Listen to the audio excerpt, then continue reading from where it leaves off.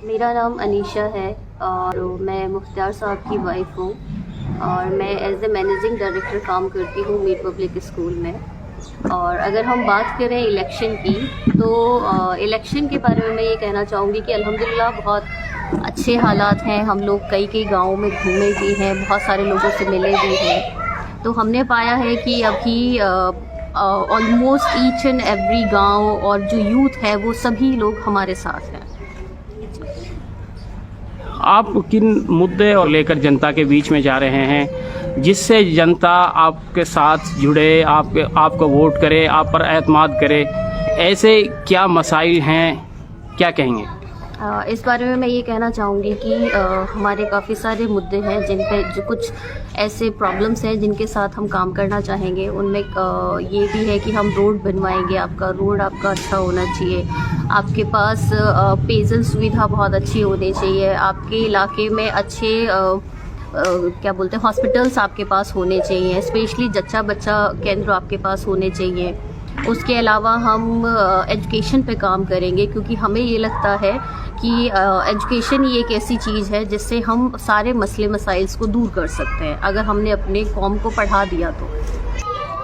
Kamba assembly हल्के में हम जिस तरह देख रहे हैं, घूम रहे हैं और जनता से उनके ख़यालात व्यू ले रहे हैं, बुनियादी तौर पर यहाँ बुनियादी सहूलियात को लेकर बहुत ज़्यादा घोर है, अभाव है।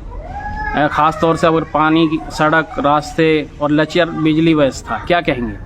आप बिल्कुल सही कह रहे हैं, बहुत ज़्यादा अच्छे हालात नहीं है यहाँ पे। अगर आप बात करें पानी की सुविधा की तो बहुत ज़्यादा शुद्ध पेयजल नहीं मिलता है। वही एक रीज़न है कि हम लोग बीमार पड़ते हैं और उसी बीमारी का अभी लेकिन लोग उस चीज़ पे ध्यान नहीं देते हैं।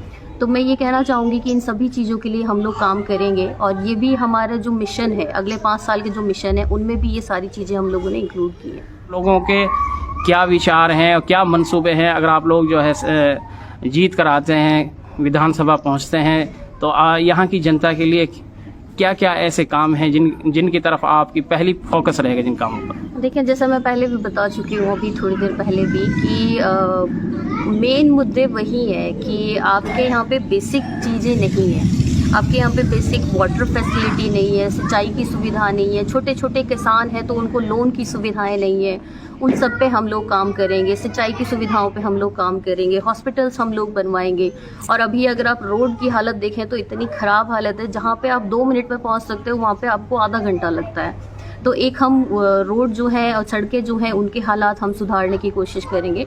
और एजुकेशन तो जी है ही हमारा मेन, इस पर भी हम लोग फोकस करेंगे, गर्ल्स एजुकेशन पर। और क्योंकि अभी भी मेवात में ये हो रहा है कि हाफ अगर हम परसेंटेज देखें तो वो बच्चियों की है, लेकिन उनको उतनी तालीम नहीं मिल रही है। और अगर मिल भी रही है तो 10th 12th, जो कि बहुत ज़्यादा मतलब इससे कुछ होता नहीं है आज के ज़माने में।